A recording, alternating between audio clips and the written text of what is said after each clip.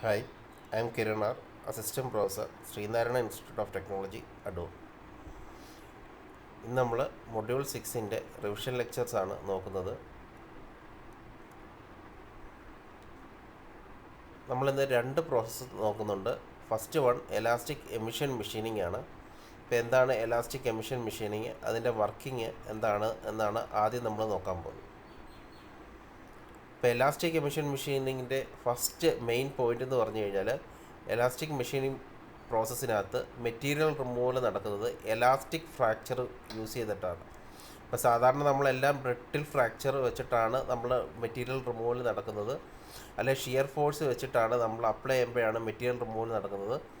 ഇതിനകത്ത് നമ്മൾ material removal elastic emission മെഷീനിങ്ങിനകത്ത് എലാസ്റ്റിക് ഫ്രാക്ചറാണ് മെറ്റീരിയൽ റിമൂവ് ചെയ്യുന്നത്.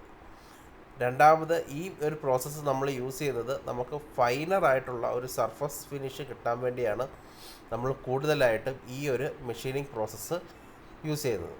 ഒപ്റ്റിക്കൽ ലെൻസിൽ, നമ്മുടെ ക്യാമറാസിലൊക്കെ അൾട്രാ ഫൈനായിട്ടുള്ള സർഫസ് സ്മൂത്ത്നെസ് കിട്ടാൻ വേണ്ടിയാണ് നമ്മൾ ഈ ഒരു പർട്ടിക്കുലർ പ്രോസസ്സ് യൂസ് ചെയ്യുന്നത്.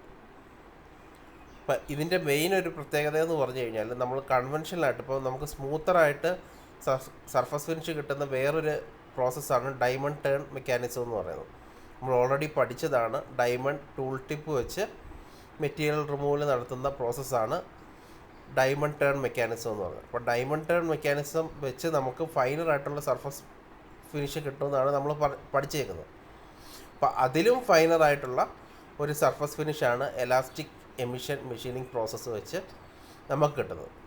അപ്പോൾ നമ്മൾ ഇതിനു മുമ്പ് പഠിച്ചേക്കുന്ന ഏത് പ്രോസസ്സ് എടുത്താലും അതിൻ്റെയൊക്കെ ഒരു പ്രത്യേകത എന്ന് പറഞ്ഞു കഴിഞ്ഞാൽ, ടൂളും വർക്ക് പീസും തമ്മിൽ ഡയറക്റ്റ് കോണ്ടാക്റ്റ് ഉണ്ട്. ടൂളും വർക്ക് പീസും, ഇപ്പോൾ ഡയമണ്ട് ടേൺ മെക്കാനിസം ആണെങ്കിൽ ഡയമണ്ട് ടിപ്പും വർക്ക് പീസും തമ്മിൽ ഉണ്ടാകുന്ന ഷിയർ ഫോഴ്സ് കാരണമാണ് മെഷീനിങ് നടക്കുന്നത്. അപ്പോൾ എത്ര നമ്മൾ ഫൈനറായിട്ട് മെഷീൻ ചെയ്താലും ആ ടൂള് മൂവ് ചെയ്തേക്കുന്ന പാത്ത് അല്ലെങ്കിൽ ആ ഒരു മൂവ്മെൻറ്റ്, ആ സ്ക്രാച്ച് പോലെ ആ മെറ്റീരിയലിൻ്റെ സർഫസ് കാണും. വളരെ ഫൈനറായിട്ടാണെങ്കിലും ആ സ്ക്രാച്ച് പോസിബിളാണ്. പക്ഷേ elastic emission machining non contact ടൈപ്പാണ്. എലാസ്റ്റിക് എമിഷൻ മെഷീനിങ് ടൂളും വർക്ക് പീസും തമ്മിൽ ഡയറക്റ്റ് കോണ്ടാക്റ്റ് ഇല്ല. അപ്പോൾ അങ്ങനെ വരുമ്പോഴേക്ക് അതുകൊണ്ടാണ് നമുക്ക് ഫൈനറായിട്ടുള്ള സർഫസ് ഫിനിഷ് ഒബ്റ്റെയിൻ ചെയ്യാനായിട്ട് പറ്റുന്നത്. ഇനി ഈ ഒരു പ്രോസസ്സിനകത്ത് നമ്മൾ മെയിനായിട്ട് രണ്ട് കാര്യങ്ങളാണ് യൂസ് ചെയ്യുന്നത്. ഒന്ന്, ഒരു അബ്രസീവ് സ്ലറിയാണ്, അതായത് ഫൈൻ പാർട്ടിക്കിൾസ് ഉള്ള അബ്രസീവ്സ്, ഫൈനറായിട്ടുള്ള അല്ലെങ്കിൽ നാനോ റേഞ്ചിലുള്ള abrasive particles mixed with a carrier fluid, അങ്ങനെ ആണ് ഒരു അബ്രസീവ് സ്ലറി നമ്മൾ യൂസ് ചെയ്യുന്നുണ്ട്. അതാണ് ഇതിൻ്റെ മെയിൻ ആയിട്ടുള്ള ഒരു പാർട്ട് എന്ന് പറഞ്ഞു കഴിഞ്ഞാൽ. രണ്ടാമത്, നമ്മൾ അപ്ലൈ പ്രഷർ കൊടുക്കാൻ വേണ്ടി ഒരു പാഡ് യൂസ് ചെയ്യുന്നുണ്ട്. അപ്പോൾ അതിൻ്റെ ഡീറ്റെയിൽ ആയിട്ടുള്ള വർക്കിംഗ് നമുക്ക് നോക്കാം. A process of machining where material is removed by the elastic fracture without plastic deformation in the order of atomic size is called elastic emission machining. It uses ultrafine particles to collide with the workpiece surface. Ultrafine particles എന്ന് ഉദ്ദേശിക്കുന്നത് finer റേഞ്ചിലുള്ള abrasive particles ആണ് നമ്മൾ ultrafine particles എന്ന് use ചെയ്തേക്കുന്നത്.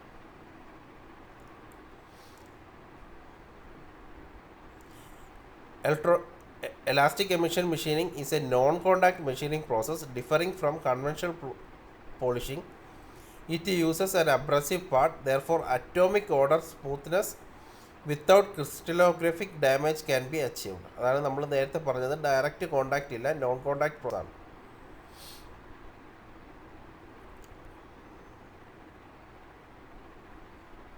ഇനി ഇതിൻ്റെ നമ്മൾ working ആണ് പറയാൻ പോകുന്നത്.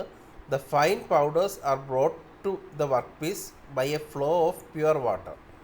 The chemical reaction between the surface of workpiece and the particles result in the removal of surface atoms from the workpiece. The powder particles chemically react with the surface, thus removing the surface atoms. The rotating sphere is used as a tool in EEM. The rotation of the sphere close to the workpiece surface produces the flow of slurry with dynamic pressure at the gap.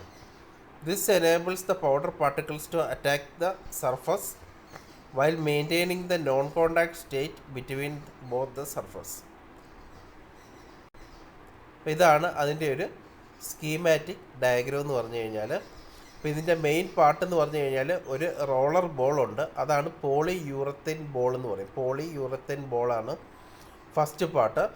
രണ്ടാമത് നമ്മുടെ സ്ലറിയാണ്. സ്ലറിയുടെ combination എന്ന് പറഞ്ഞു കഴിഞ്ഞാൽ ഒരു career ഫ്ലൂയിഡും abrasive ഗ്രെയിൻസുമാണ്. അപ്പം abrasive grains much ഫൈനറാണ്. അതിൻ്റെ ഡയമെൻഷനാണ് കാണിച്ചേക്കുന്നത്. 0.1 to 0.01 microns റേഞ്ചിലാണ് അതിൻ്റെ ഡയമെൻഷൻ എന്ന് പറഞ്ഞു കഴിഞ്ഞാൽ. അപ്പം നമുക്ക് രണ്ട് പാർട്ടായി, പോളി യൂറത്തൈൻ ബോളായി, അബ്രസീവ് ഗ്രെയിൻസായി. ഈ ഫിനിഷ്ഡ് സർഫസ് ആണ്, അല്ലെങ്കിൽ ഇതാണ് താഴെ കാണിച്ചേക്കുന്നതാണ് വർക്ക് പീസ് എന്ന് പറയുന്നത്. അപ്പോൾ ആ സർഫസിനെയാണ് നമുക്ക് സർഫസ് ഫിനിഷ് ചെയ്യാനുള്ളത്. ഇനി ഇതിൻ്റെ വർക്കിംഗ് എങ്ങനെയാണെന്ന് പറഞ്ഞു കഴിഞ്ഞാൽ, നമ്മൾ ഈ പോളി യൂറത്തൈൻ ബോളിനകത്ത് ഒരു പ്രഷർ താഴോട്ട് ആക്ട് ചെയ്യും, അല്ലെങ്കിൽ താഴോട്ട് കൊടുക്കും, അല്ലെങ്കിൽ ഒരു ഫോഴ്സ് കൊടുക്കും. അതേപോലെ തന്നെ ഈ പോളി യൂറത്തൈൻ ബോൾ റൊട്ടേറ്റ് ചെയ്യുകയും ചെയ്യും. പോളി യൂറത്തൈൻ ബോൾ റൊട്ടേറ്റ് ചെയ്യുമ്പോൾ എന്താ പറ്റും, ഇതിൻ്റെ ഇടയിൽ ഇരിക്കുന്ന കരിയർ ഫ്ലൂയിഡ് ഈ വർക്ക് പീസിൻ്റെയും ഈ പോളി യൂറത്തൈൻ്റെയും ബോളിൻ്റെയും ഇടയിലൂടെ ഫ്ലോ ചെയ്ത് പുറത്തോട്ട് പോകും. ഇതിൻ്റെ ഇടയിലൂടെ ഫ്ലോ ചെയ്യുമ്പോഴാണ് ഈ മെഷീനിങ് ഓപ്പറേഷൻസ് നടക്കുന്നത്. ഇവിടെ ശ്രദ്ധിക്കേണ്ട കാര്യം, നമ്മൾ സാധാരണ എല്ലാ പ്രോസസ്സിനകത്തും പറഞ്ഞേക്കുന്നത് ഇതിൻ്റെ ഇടയിലൂടെ പോകുമ്പോഴേക്ക് അബ്രസീവ് ഗ്രെയിൻസ് കോണ്ടാക്റ്റ് വന്നു കഴിഞ്ഞാൽ ഷിയർ ഫോഴ്സ് കാരണം, അല്ലെങ്കിൽ അബ്രസീവ് ഗ്രെയിൻസ് കട്ട് ചെയ്ത് മെഷീനിങ് നടക്കുമെന്നാണ് നമ്മൾ എല്ലാ പ്രോസസ്സിലും പറഞ്ഞേക്കുന്നത്. ഇത് ഒരു നോൺ കോണ്ടാക്റ്റ് ടൈപ്പ് പ്രോസസ്സാണ്. ഈ ഗ്യാപ്പ് നമ്മൾ മെയിൻറ്റെയിൻ ചെയ്തേക്കുന്നത് ഒരു പ്രഷർ മെയിൻറ്റെയിൻ ചെയ്യാനാണ്, അല്ലെങ്കിൽ ഒരു ഫ്ലോ കണ്ടിന്യൂസ് ആയിട്ട് പുറത്തോട്ട് പോകുന്ന രീതിയിലാണ് ഈ ഒരു ഗ്യാപ്പ് മെയിൻറ്റെയിൻ ചെയ്തേക്കുന്നത്. അതായത് ഈ അബ്രസീവ് പാർട്ടിക്കിൾസ് കട്ട് ചെയ്തിട്ട് അല്ല ഇവിടെ മെഷീനിങ് ഓപ്പറേഷൻസ് നടക്കുന്നത്. ഇവിടെ മെഷീനിങ് ഓപ്പറേഷൻസ് നടക്കുന്നത് ഈ അബ്രസീവ് പാർട്ടിക്കിൾസ് ഹൈ പ്രഷറിൽ അല്ലെങ്കിൽ ഹൈ ഫ്ലോയിൽ ഇതിൻ്റെ ഇടയിലൂടെ പാസ് ചെയ്യുമ്പം വർക്ക് പീസിൻ്റെ സർഫസും ഈ അബ്രസീവ് സ്ലറിയും തമ്മിൽ കെമിക്കൽ റിയാക്ഷൻസ് നടന്നിട്ടാണ് അറ്റോമിക് റേഞ്ചിലുള്ള മെറ്റീരിയൽ റിമൂവൽ നടക്കുന്നത്. അല്ലാതെ അബ്രസീവ് പാർട്ടിക്കിൾസിൻ്റെ ഡയറക്റ്റ് കോണ്ടാക്റ്റ് വെച്ചിട്ടല്ല ഇവിടെ മെറ്റീരിയൽ റിമൂവൽ നടക്കുന്നത്. അതാണ് ഇതിൻ്റെ main contact. Abrasive particles direct contact വന്നു കഴിഞ്ഞാൽ നമുക്ക് നേരത്തെ ഉണ്ടാകുന്ന പ്രശ്നങ്ങൾ, അതായത് കട്ടിങ് എഡ്ജ് കാരണം ഉണ്ടാകുന്ന ക്രാക്സ് അല്ലെങ്കിൽ സ്ക്രാച്ചസ് ഒക്കെ ഫോം ചെയ്യും. ഈ കേസിനകത്ത് അബ്രസീവ് പാർട്ടിക്കിൾസിൻ്റെ കെമിക്കൽ റിയാക്ഷൻ കാരണമാണ്, അബ്രസീവ് പാർട്ടിക്കിൾസും വർക്ക് പീസും തമ്മിലുള്ള കെമിക്കൽ റിയാക്ഷൻ കാരണമാണ് മെറ്റീരിയൽ റിമൂവൽ നടക്കുന്നത്. ഇങ്ങനെയാണ് ഒരു എലാസ്റ്റിക് എമിഷൻ മെഷീനിങ് വർക്ക് ചെയ്യുന്നത്. അപ്പോൾ എലാസ്റ്റിക് എമിഷൻ മെഷീനിങ്ങിൻ്റെ വർക്കിംഗ് ചോദിച്ചു കഴിഞ്ഞാൽ ഈ ഫിഗർ വരയ്ക്കുക, ഓരോ പാർട്സിൻ്റെയും വർക്കിംഗ് എക്സ്പ്ലെയിൻ ചെയ്യുക. The proposed mechanism of material removal due to slurry and the workpiece interaction involves the erosion of surface atoms by the bombardment of abrasive particle without the introduction of dislocation. Surface roughness as low as 0.5 nanometer RMS have been reported on glass, and a surface roughness of less than 1 nanometer RMS was obtained when polishing a single crystal silicon. അതിൻ്റെ surface റഫറൻസിൻ്റെ value ആണ് പറഞ്ഞേക്കുന്നത്. ഗ്ലാസിൻ്റെ 0.5, അതേപോലെ single crystal സിലിക്കണിൻ്റെ less than 1 nanometre range ഉള്ള surface reference നമുക്ക് obtain ചെയ്യാനായിട്ട് പറ്റും. ഇത് അതിൻ്റെ സ്കീമാറ്റിക് ഡയഗ്രാം തന്നെയാണ്, നമ്മൾ പറഞ്ഞ കാര്യങ്ങൾ തന്നെയാണ്. ഒരു റൊട്ടേറ്റിംഗ് സ്പിയർ ഉണ്ട്, അബ്രസീവ് സ്ലറി അതിന് വർക്ക് പീസിന് ഇടയിലൂടെ ഫ്ലോ ചെയ്യുമ്പോഴാണ് ഈ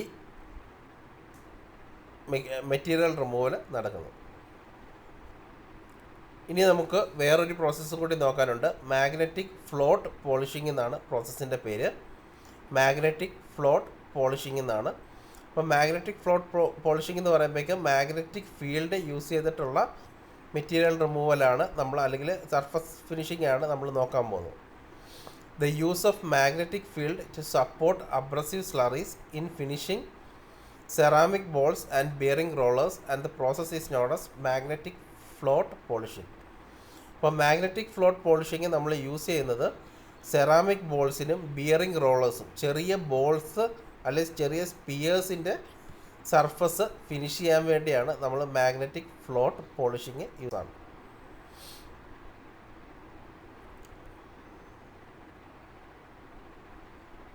ഇനി ഇതിൻ്റെ നമ്മൾ വർക്കിംഗ് ആണ് പറയാൻ പോകുന്നത്. The fine powders are brought to the work piece by a flow of pure water. The chemical reaction between the surface of workpiece and the particles result in the removal of surface atoms from the workpiece. The powder particles chemically react with the surface, thus removing the surface atoms. The rotating sphere is used as a tool in EEM. The rotation of the sphere close to the workpiece surface produces the flow of slurry with dynamic pressure at the gap. This enables the powder particles to attack the surface while maintaining the non-contact state between both the surface.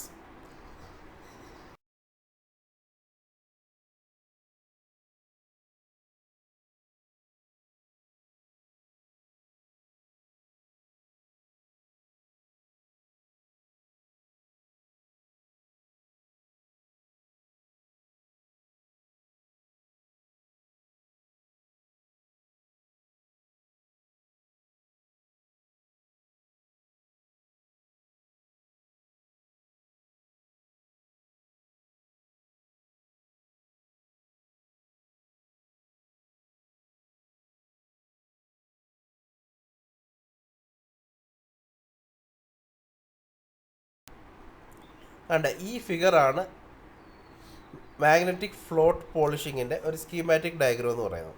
അപ്പോൾ ഇതിനകത്ത് നമ്മൾ മെയിനായിട്ട് രണ്ട് particles പറഞ്ഞു. ഒരു ചേംബറിനകത്ത്, ഈ കാണിച്ചേക്കുന്ന ചേംബറിനകത്ത് നമ്മൾ നമ്മുടെ മാഗ്നറ്റിക് ഫ്ലൂയിഡ് ഫില്ല് ചെയ്ത് വെച്ചിട്ടുണ്ട്. മാഗ്നറ്റിക് ഫ്ലൂയിഡ് എന്ന് പറഞ്ഞാൽ എന്തിൻ്റെ മിക്സ്ചറായിരുന്നു? ഫെറോ മാഗ്നറ്റിക് പാർട്ടിക്കിൾസും അബ്രസീവ് ഗ്രെയിൻസും കരിയർ ഫ്ലൂയിഡും കൂടി ചേർന്നിട്ടുള്ള മിക്സ്ചറാണ് മാഗ്നറ്റിക് ഫ്ലൂയിഡ് എന്ന് പറയുന്നത്. താഴെ ഇലക്ട്രോ മാഗ്നറ്റ്സ് അറേഞ്ച് ചെയ്ത് വെച്ചിട്ടുണ്ട്. ഒരു നോൺ കണ്ടക്റ്റിംഗ് പ്ലേറ്റ് ആണ് ഈ ഫ്ലോട്ട് എന്ന് പറയുന്നത്. അതിന് നോൺ കണ്ടക്റ്റിംഗ് മെറ്റീരിയൽ കൊണ്ടുള്ള പ്ലേറ്റ് ആണ് ഫ്ലോട്ട് എന്ന് പറയുന്നത്. ഇനി ഒരു താഴോട്ട് ഒരു ഡ്രൈവ് ഷാഫ്റ്റ് കൊടുത്തിട്ടുണ്ട്. ആ ഡ്രൈവ് ഷാഫ്റ്റ് ഈ ഫ്ലൂയിഡിനകത്ത് ഇങ്ങനെ റൊട്ടേറ്റ് ചെയ്തുകൊണ്ടിരിക്കും. ആ ഡ്രൈവ് ഷാഫ്റ്റാണ് മുകളിൽ കാണിച്ചിരിക്കുന്നത്. വർക്ക് പീസാണ് രണ്ട് സ്മോൾ ബോൾസ് ആയിട്ട് കാണിച്ചിരിക്കുന്നത്. നമ്മൾ ആദ്യമേ പറഞ്ഞായിരുന്നു ബിയറിങ്സിനും അങ്ങനെയുള്ള സ്പെറിക്കൽ പാർട്സിൻ്റെ സെറാമിക് ബോൾസും ഒക്കെ സർഫസ് ഫിനിഷ് ചെയ്യാൻ വേണ്ടിയാണ് നമ്മൾ ഈ പ്രോസസ്സ് യൂസ് ചെയ്യുന്നത്. അപ്പോൾ രണ്ട് ബോൾസ് മാഗ്നറ്റിക് ഫ്ലോട്ടിൻ്റെയും ഈ ഡ്രൈവ് ഷാഫ്റ്റിൻ്റെയും ഇടയിൽ വെച്ചിട്ടുണ്ട്. ഇനി ഇതിൻ്റെ വർക്കിംഗ് എങ്ങനെയാണ്? ഇതാണ് മെയിൻ പാർട്സ്. ഇതിൻ്റെ വർക്കിംഗ് എന്ന് പറഞ്ഞു കഴിഞ്ഞാൽ നമ്മൾ ഇലക്ട്രോ മാഗ്നറ്റിക് ചാർജ് ചെയ്ത് കഴിഞ്ഞാൽ ഈ ഫെറോ മാഗ്നറ്റിക് പാർട്ടിക്കിൾസ് എല്ലാം കൂടി ഈ താഴോട്ട് അട്രാക്റ്റ് ചെയ്യും. ഈ ഇലക്ട്രോ മാഗ്നറ്റിക് ഫീൽഡിൻ്റെ അടുത്തോട്ട് അട്രാക്റ്റ് ചെയ്യും. അറ്റ് ദ സെയിം ടൈം ഇതൊരു ഫ്ലൂയിഡാണ്. ഫ്ലൂയിഡ് ആയതുകൊണ്ട് ബോയൻ്റ് ഫോഴ്സ് ഫ്ലൂയിഡിനകത്ത് ആക്ട് ചെയ്യും. ബോയൻ്റ് ഫോഴ്സ് കാരണം നോൺ കണ്ടക്റ്റിംഗ് പാർട്ടിക്കിൾ, അതായത് നോൺ കണ്ടക്റ്റിംഗ് പാർട്ടിക്കിൾ എന്ന് പറഞ്ഞാൽ എന്താണ്? ഇവിടെ ഫ്ലോട്ടാണ്. ഫ്ലോട്ട് അല്ലെങ്കിൽ ഈ ഫ്ലൂയിഡിനകത്തുള്ള non conducting particles abrasive grains ഒക്കെ ഉള്ളത് മുകളിലോട്ട്, അതിനകത്തെല്ലാം ഈ ബോയൻ്റ് ഫോഴ്സ് ആക്ട് ചെയ്തിട്ട് ഒരു അപ്വേർഡ് ഫോഴ്സ് ഇതിനകത്ത് ആക്ട് ചെയ്യും. അപ്വേർഡ് ഫോഴ്സും ഇപ്പം ഒരു ഡൗൺവേർഡ് ഫോഴ്സും ഉണ്ട്, അപ്വേർഡ് ഫോഴ്സും ഉണ്ട്.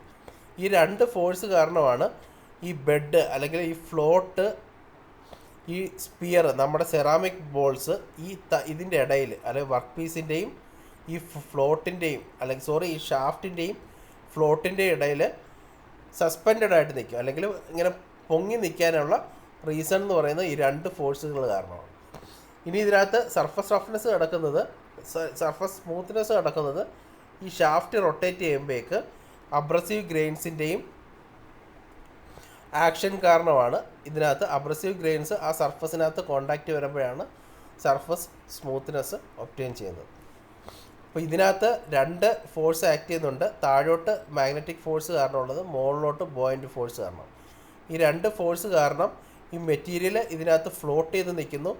ആ ഫ്ലോട്ടിങ് ആക്ഷനിൽ നമ്മൾ ഷാഫ്റ്റ് റൊട്ടേറ്റ് ചെയ്യുമ്പോഴേക്ക് എല്ലാ സർഫസിനകത്തും അല്ലെങ്കിൽ സ്പിയറിൻ്റെ എല്ലാ പോയിൻറ്റിനകത്തും അബ്രസീവ് ഗ്രെയിൻസ് കോണ്ടാക്റ്റ് വന്നിട്ട് അവിടെ സർഫസ് സ്മൂത്ത്നെസ് ഒബ്റ്റെയിൻ ചെയ്യാൻ പറ്റുന്നു. Thank you.